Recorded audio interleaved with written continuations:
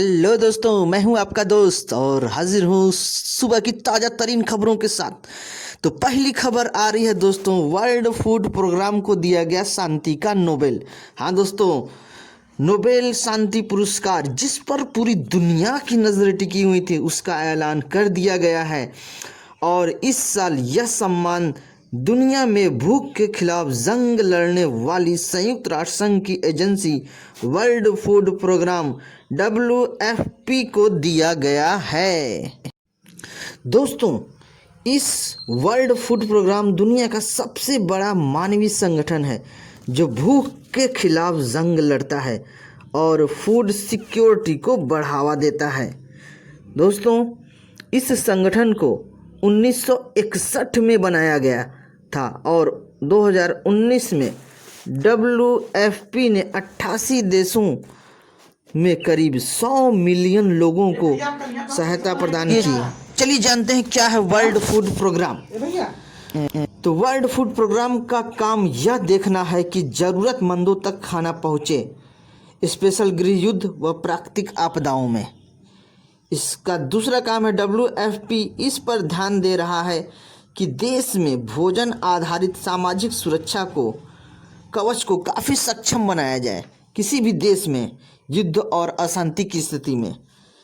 और इसमें targeted population तक भोजन ज़्यादा असरदार तरीके से, यानी जो टारगेटेड पॉपुलेशन है जैसे किसी युद्ध या अशांति की क्षेत्र जो है वहाँ पे जितनी भी जनता जो मतलब है मैक्सिमम जनता को एक टारगेट, एक प्लान, एक ढांचा के तरीके, एक ढांचागत व्यवस्था करके उन तक खाना को पहुँचाया जाए, ये इसका मुख्य उद्देश्य होता है।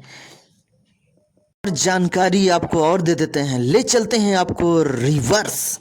दोस्तों, 2019 का नोबेल शांति पुरस्कार दिया गया था इथियोपिया के प्रधानमंत्री एबी अहमद अली को।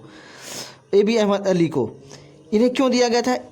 एरिट्रिया से सीमा विवाद का हल निपटाने के लिए इन्हें यह सम्मान दिया गया था। यानी इथियोपिया और इरिट्रिया के बीच सीमा का विवाद था जिसका निपटान किया था एबी अहमद अली ने, तो इन्हें यह पुरस्कार दिया गया था। और आपको एक जानकारी और देते हैं, बराक ओबामा को 2009 में शांति पुरस्कार दिया गया था। और आप जानते हैं बराक ओबामा अमेरिकी देश के राष्ट्रपति थे।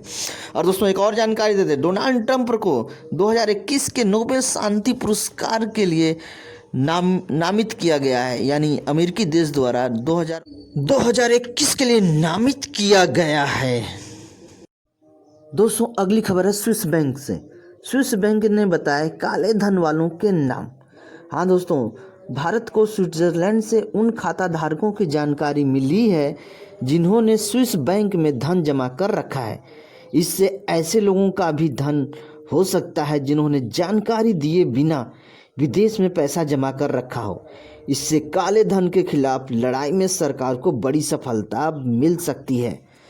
स्विस बैंक ने दूसरी बार भारत को इंडियन अकाउंट होल्डर्स की डिटेल सौंपी है। बैंक अधिकारियों के अनुसार भारत उन प्रमुख देशों में शामिल है जिसके साथ स्विट्जरलैंड ने स्विस बैंक के अन्य विभिन्न वित्तीय संस्थाओं के खाताधारकों के विवरण साझा किए हैं।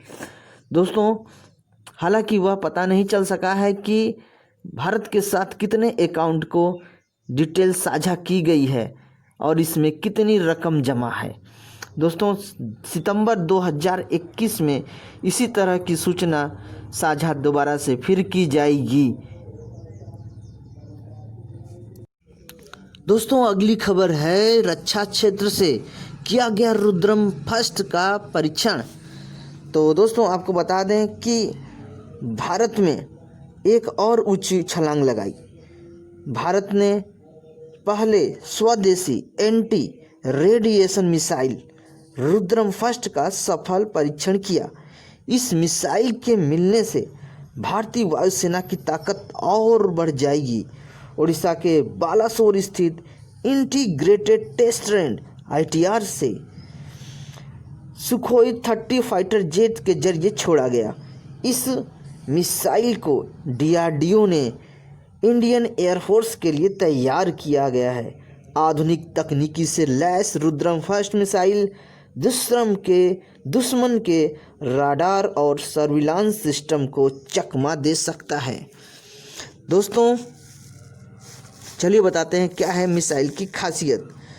किसी भी तरह के सिग्नल और रेडिएशन को पकड़ सकता है, मिसाइलें नष्ट कर सकता है।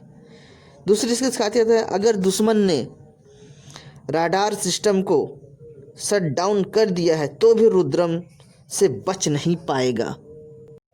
इसकी तीसरी विशेषता है कि रेडियो फ्रीक्वेंसी छोड़ने या रिसीव करने वाले किसी भी टारगेट को निशाना बना सकती है। इसकी चौथा विशेषता है, लॉन्चिंग से पहले और उसके बाद भी टारगेट को लॉक कर सकती है।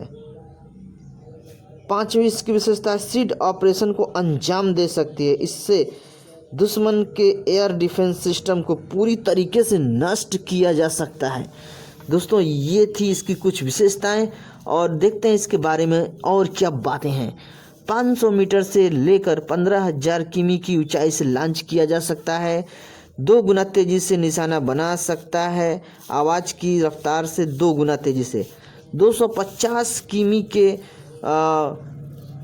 दायरे के मौजूद हर टारगेट को निशाना बना सकता है, यानी 250 किमी के दायरे के हर निशाने को टारगेट बना सकता है।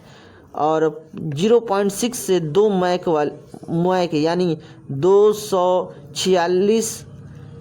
2469 किमी प्रति घंटे की इसकी रफ्तार है।